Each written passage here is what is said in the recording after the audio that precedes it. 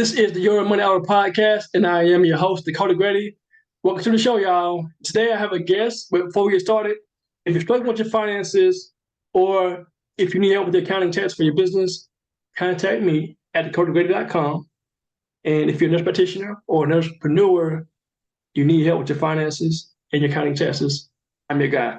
Check out my website at dakotagrady.com and get resources there to help you. Contact me at dakotagrady@dakotagrady.com. So my guest today is Dontell Antonio, and he is the king of content in Atlanta, Georgia.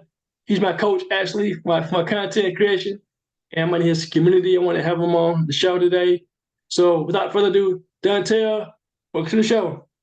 Man, thank you, Dakota, for having me, man. I appreciate that. Yes, sir. You're welcome. You're welcome. So tell everyone about who you are and what you do. Yeah. I'm the king of content, Dontell Antonio, and what I do is create content to help entrepreneurs serve an impact on a higher level, but be their authentic self in front of this camera. So talk about that. Like, how did you get the name King of Content? I mean, like, yeah, people have different things, king of something, but how about you? You want to know what's so crazy is before I was the king of, I never seen nobody else say they was the king of anything. You know what I'm saying? And literally, I actually been creating content since I was 13. And so for me, like, I really love creating content. I know some people say they create content, do all this, but I've been doing it since 13. And when I say doing it, I started as a graphic designer in Photoshop at 13. And so in middle school, I was creating all the graphics for the middle school. In high school, I was creating all the graphics for my high school. Then I was in a thing called Skills USA, which was a national graphic and arts competition all over the world. And then I went to college as a graphic designer, then switched my major to photography. And then from there, I went from photography to creating movies and films and doing all of that stuff. And literally a few years ago, David Shans, he was like, man, I thought I was the king of content, man, but you really are the king of content. And then everybody started calling me the king of content. And I was like, man, that actually sounds kind of catchy. And Gabby, she was like, yeah, that should be your brand. Let's go trademark that. And so we went to trademark it and all of that stuff. And I just became the king of content because it sounded more sexier than composite media. Right, and that's your company name, right? Composite Media. Yeah, that's the top company, but I got a few companies. So we got Composite Media is one of the companies. Awesome, awesome. So it's like you're a serial entrepreneur there. No, I think it's just understanding business and understanding layers and protection and having companies own companies and companies own companies types of things. Yeah. So let's talk about business before we get into the content. You've been in the game for a while now. What's one thing you see entrepreneurs struggle with when they start a business? I think the first thing is they looking at somebody else's success and they want to get there fast and they don't understand how long that person been doing it. Like sometimes you can look at somebody that's been doing it for 30 years and you just started 30 minutes ago and you want that same outcome and it don't happen like that. And I see them get discouraged because they doing too many comparables when they should just get focused on who they're serving and what they're serving. Right. And go super hard on that and make sure that they stay consistent. See, consistency is what kills a lot of entrepreneurs, right? Somebody that started a business, they think they got an LLC. Now they just got a pot of gold there, and it's not true.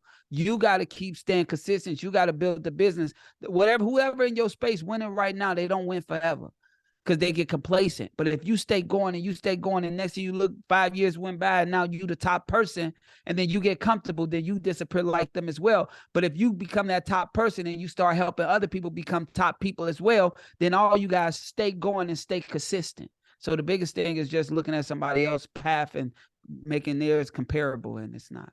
Did you find yourself in that position when you started your business? Now, you know why? Because I was doing what I was doing before it was a business. So I was doing what I'm doing what I love to do. So I didn't even want to make it a business. I just wanted to do it. Like I'm a real creative. So I just wanted to create. I wasn't thinking about business. And so, like when I first got started, yeah, it was bad because I'm a creative, not a business owner. Gotcha. So you I guess your credit part is that right side of the brain, left side. I forget which one it is, but you. Man, both brains for me, shit, both sides. My whole mind, I use everything. I got you. I got you. So, at what point did it become that shift to go from being a creative to an entrepreneur that's making impact, making money? I think for me, it started back in 2013. Back in 2013, I was just doing what I love to do, and I ended up blowing up one of my friends. His name's K Camp. I helped blow him up, and then I realized, like, you go from we can't afford 99-cent cheeseburgers to making millions of dollars. Like, hold up, it's crazy, all in a year. Like, and it's like, but then I realized that I didn't have all my stuff together.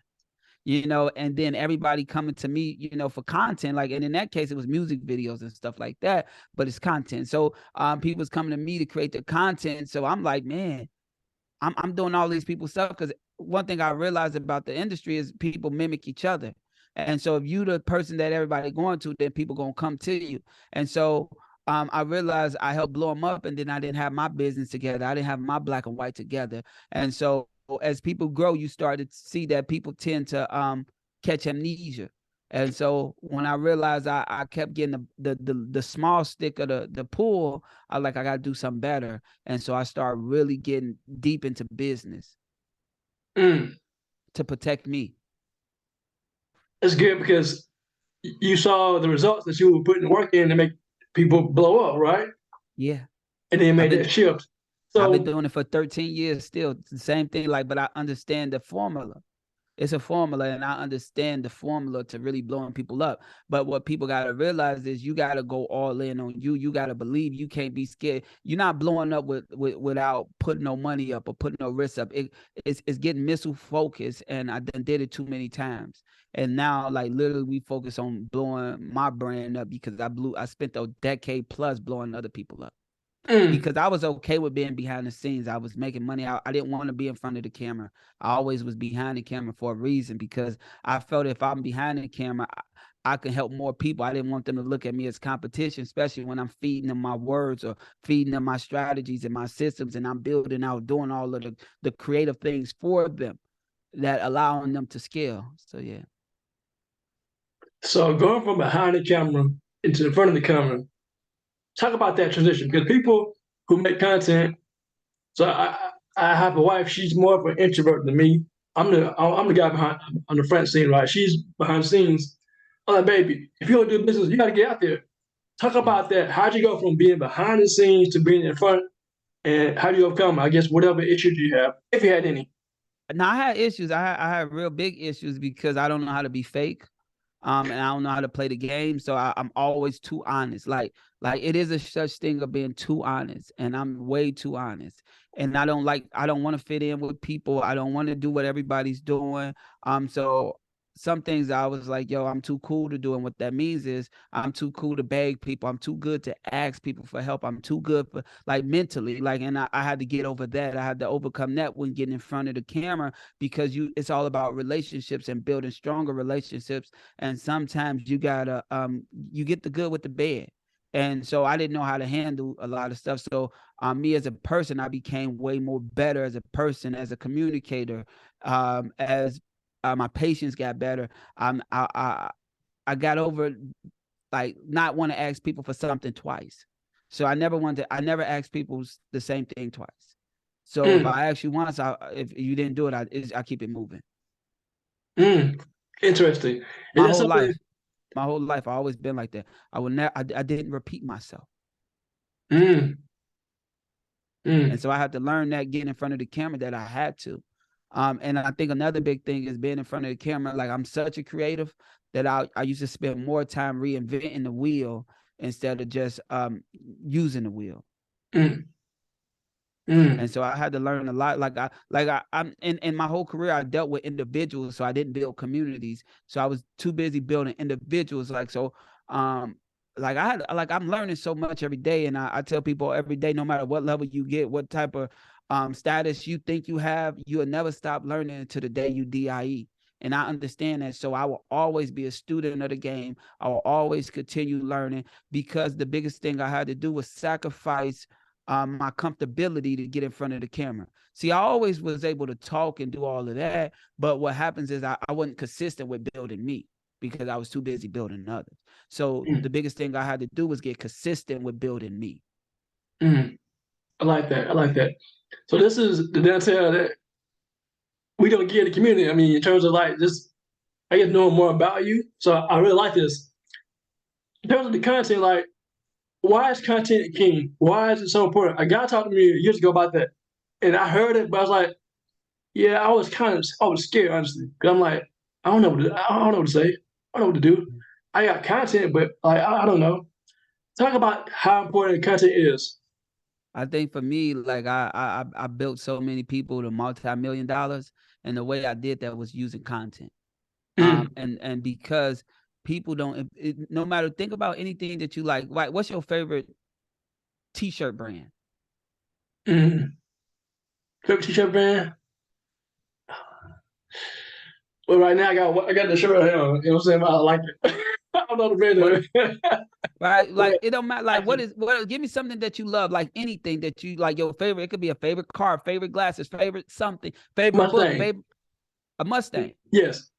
All right. So if you go think about Mustang, the reason why you like Mustang is because you've seen people having it inside of the content, or you've seen them promoting it inside of the content, or when you was younger, you seen somebody with it, and you keep watching that picture in your face of you having, in your head of you having it. Right. So people got to realize the only way people get to know, like, and trust you is by the content you put out, or get to know about your brand or anything is by the content you put out. So if you're not putting out content, then you realize why people don't know you exist and why your business ain't doing what you got to do. So content is the most important vehicle because that is what brings the people to you so you can grow and scale. I like that. I like that. And what I mean earlier about, we don't get this in the group. I mean, like, I'm going deeper with you. You know, you get explaining more. So, not saying I'm in the group. That, I'm teaching. In the group, no. I know what you mean. In the group, I'm teaching. It ain't about me. It's about you.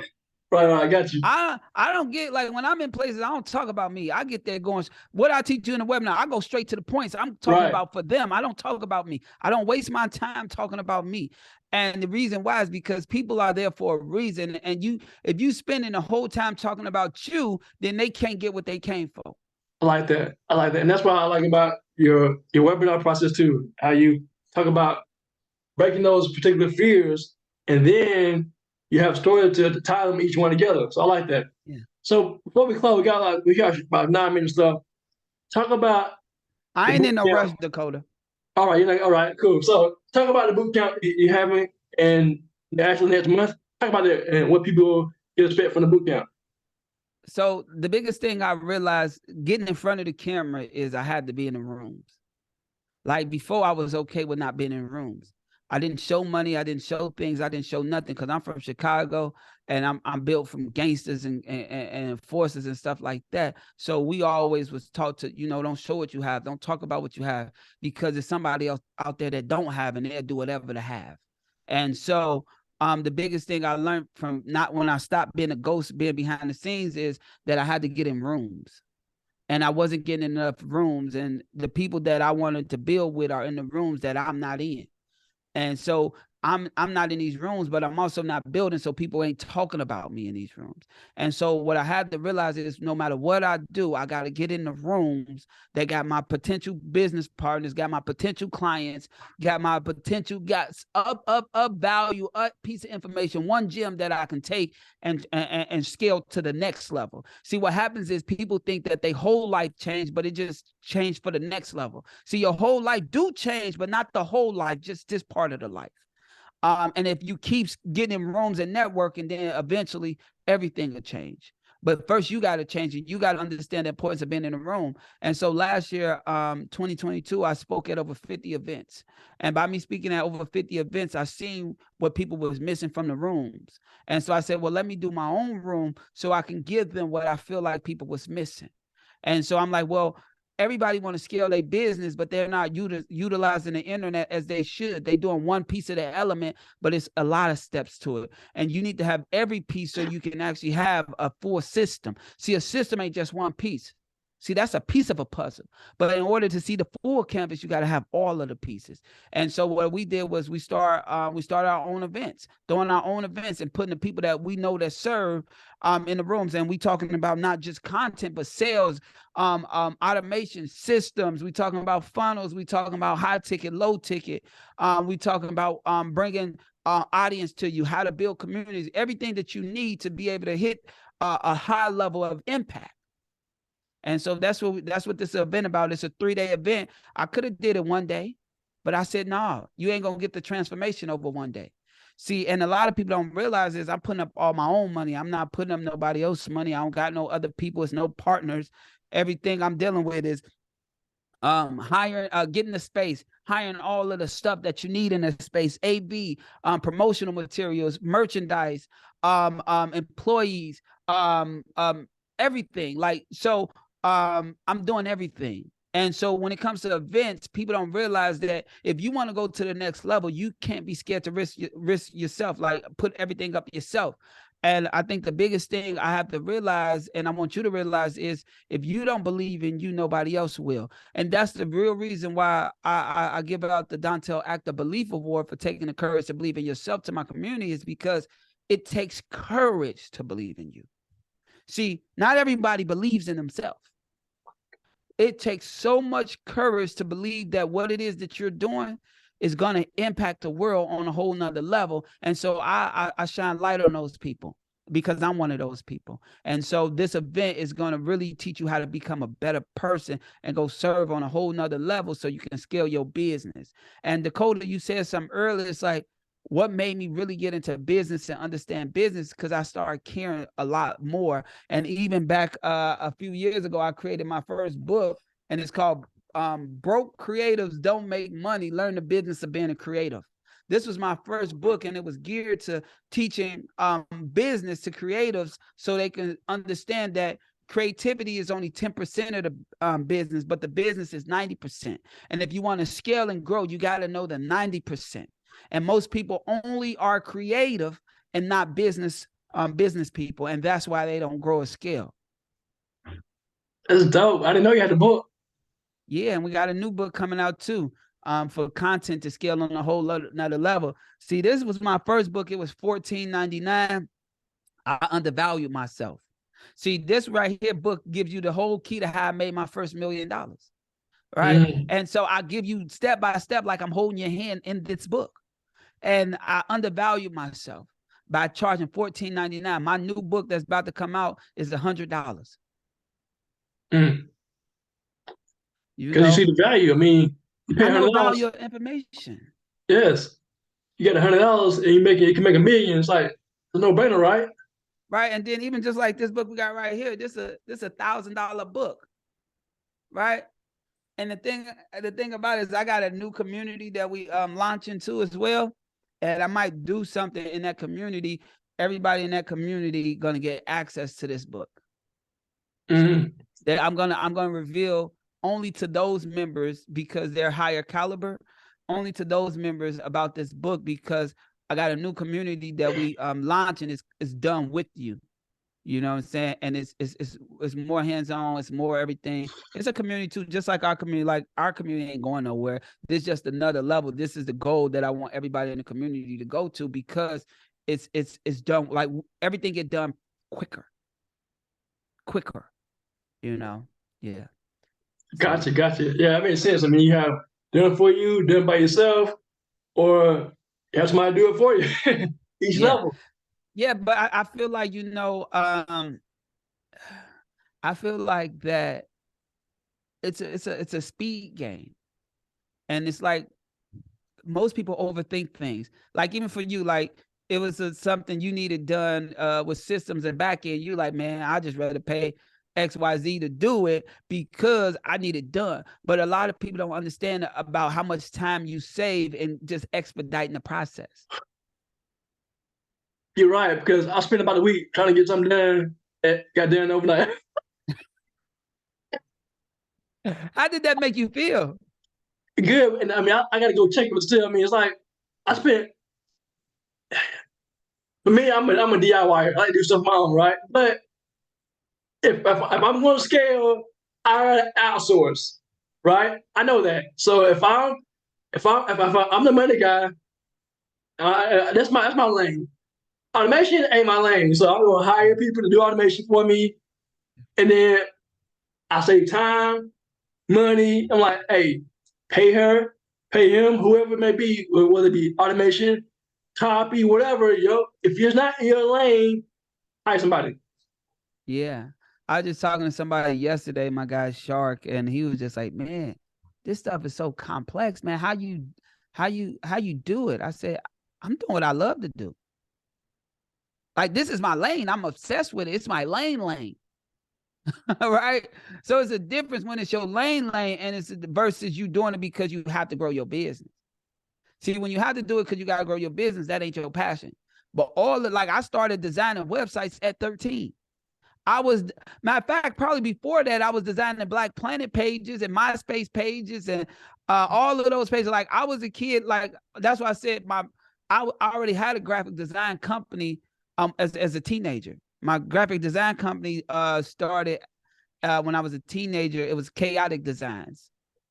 So that was my first. I had that since I was 13. Wow.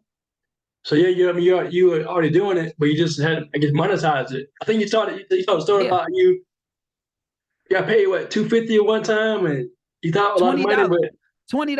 $20, yes. And then you eventually started charging more, right? Yeah, that was back in 2011, 2010. I got paid $20. That's because at first I was doing it. You know what I'm saying? But that was the camera. I made a couple dollars doing graphics now. Like, because I was doing logos since 13. I was doing websites and stuff, but I wasn't charging a lot. But I didn't know I could make money from the camera. And now the camera's like, boom, blowing up. You do videos everywhere, like cameras everywhere. But I only picked up the cameras to make my graphics better. Yeah. Right? Because I was dealing with people, and I was going more corporate. Like, so I got accepted to like the Art Institute of Atlanta, but at first I got accepted to SCAD. So I got accepted to SCAD as a graphic designer. But what happened was I was like a couple points shy from getting my full tuition, and so I ended up having to settle for the Art Institute. But I wanted to go to SCAD because I was doing more commercial art. You know what I'm saying? And so I ended up settling and went to the Art Institute. And that was the smartest thing I ever did, because once I switched my major from graphic design, I did 2.5 years as a graphic designer there, but I was out beating everybody, because you got to think I've been doing it since 13. So Photoshop is my second nature. And so I was like, well, let me make my graphics better with stock images, but I want to shoot my own stock images. But you got to think about graphics and photography and filmmaking is all cousins. So by me already being experienced in graphic design, I got quickly experienced in photography. But then I realized I didn't like photography. I liked the filmmaking because I was able to be creative and create my own world. And so Art Institute gave me a camera. I was one of the last 4 in Art Institute history to get a camera in my package in history. And that camera changed my whole life. Yeah, I saw a video you did. It's funny because I was telling my wife this. I said, if dude create content, you were recording, I guess, a person, man, a guy, I don't remember, I think it was maybe a woman. She was cleaning a car. It said all of the thing. You were shooting her doing that, and you had somebody shooting you doing the car. I'm like, that's so dope. I'm like, you create content. It's like you create content times 2. Yeah, and that client, that's an app client, right? So they got a client. I don't think I could say their name yet, but they got a dope. Company where it's like a Uber for car detailing. It's dope. Black owned. You know what I'm saying? It's dope. Yeah. All right. So let's talk about some value real quick. When you do content, it has to be value. So it has to be impactful. Talk about how people can move from being afraid of being on the camera to being on the camera and then adding value to the audience. I think the biggest thing is most people are afraid because they don't know what to say or who they saying it to. And or they feel as they inexperienced. I think those are the main reasons, right? And so that's why the first thing I do is I come and understand what's stopping and what's hindering them, because It's a false belief that's hindering them. And so I'm really, really deep. And so I go into the subconscious mind and I really reprogram the subconscious mind so we can remove the fear so they can be really them and show up. And that's why I do, like, you never heard nobody say impactful content before me because I created it, you know, and I own a trademark to it. Wow. Yeah, like anything I do, right? But most people are in their heads and they so busy obsessed with them and not obsessed with the person they serving. See, I'm obsessed with the person I'm serving, so that's why I can serve. That's why you see me, I do things that everybody don't do because I'm obsessed with serving. Because I'm here where I'm at today is because strangers pulled into me. Strangers saved my life. People who was not my blood, who was not my relative, saved my life because they pulled into me as a stranger. And because y'all see me today, y'all see stuff is polished. But for me, I'm really from nothing. I'm really rough around the edges. I'm really like from dirt, right? And the people that saved me and the people that pulled into me made me who I am today. And so my whole mission is to pay it forward. That's it. My whole mission is to pay it forward. And that's what some people fail to realize. It's like, you ain't going to outserve me because I really care. Got you. So it's important to have that servitude, I guess a servant leader, right? Be a servant leader. How can someone add value if they are holding on tight? They don't want to give information. I think somebody said, I think you may have said too, Yeah. some people are stingy with information. They don't want to give it away. Talk about that. I mean, if they stingy with the information, they're not going to be able to give value. See, if you hold something tight and it's nothing that can release, but the only thing that you're going to be so tight that you're going to hold your grip so tight and not give nothing. And guess what's going to happen? People are not going to attract to you. They're going to run away from you. They're going to repel from you. And as long as you hold the information and not give value, you can't scale your damn self. Because once you give value to the marketplace, you show the people that you're capable and competent of actually doing what you say you can do. So the more value you give, the more you scale, the more you grow, the more everything. But that will not happen unless you start being free and use the tools that the big guy upstairs gave you to pass to others. See, you can replace every tool that you got can be copied and handed to somebody else. Because you have the tool and you give it to somebody else don't mean you lose the tool. See, all of the information that we have, we don't lose it when we give it to somebody else. We just make a copy and give it to somebody else. And if you understand that, you can make unlimited copies. So that means you can help unlimited people. And the more people you help, the bigger your village become, the bigger your army become, the bigger wars and battles you can take on. But you can't take it on if it's just you by yourself. So being stingy don't do nothing but hurt you. And 9 times out of 10, you're going to hold that information so long that it's going to become privy to the world anyway. But they're not going to look at you as the person that gave it to them. They're going to look at you as the person that held it from them. It's good. It's good. I like that. So let's close up. If you could tell an entrepreneur who's creative or someone who's an entrepreneur and they don't think they're creative, one thing, one key, one gem, what would that be? You got the floor, brother.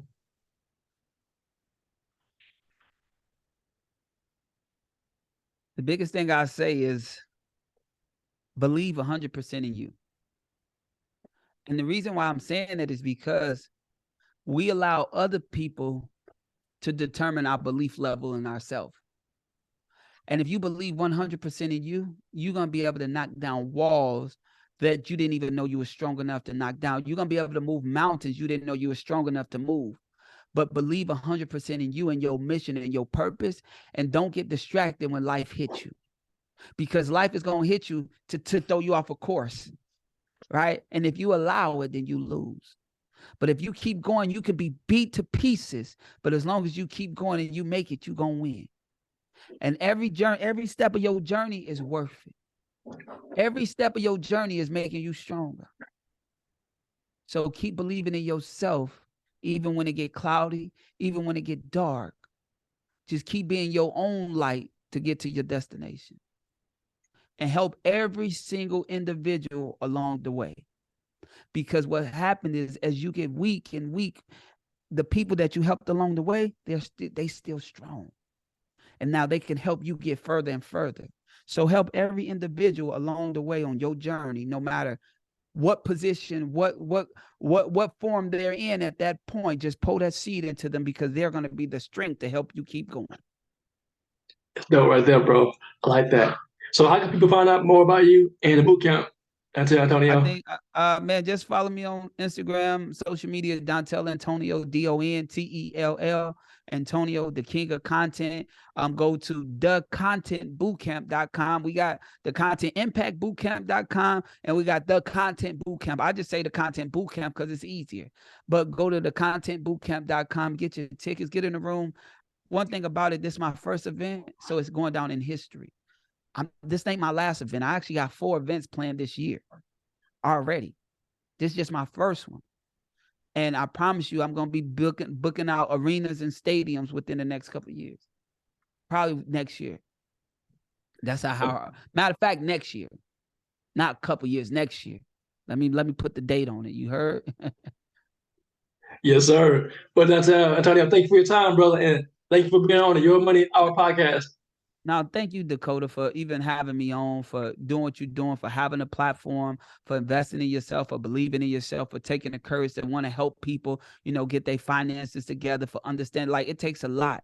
And because you're an entrepreneur that's here to solve a problem, and you understand your purpose, Dakota, you're going to go as far as you as possible. And I want you to understand, just always keep believing in yourself, even when shit get blurry, even when stuff get hard. Keep believing in yourself, because you doing something that people are scared to do. You're helping people that people are scared to help. And I just want you to keep going along your journey, no matter how hard it gets. Thank you, man. Appreciate that encouragement. You're welcome. All right, King. Take care. Thank you.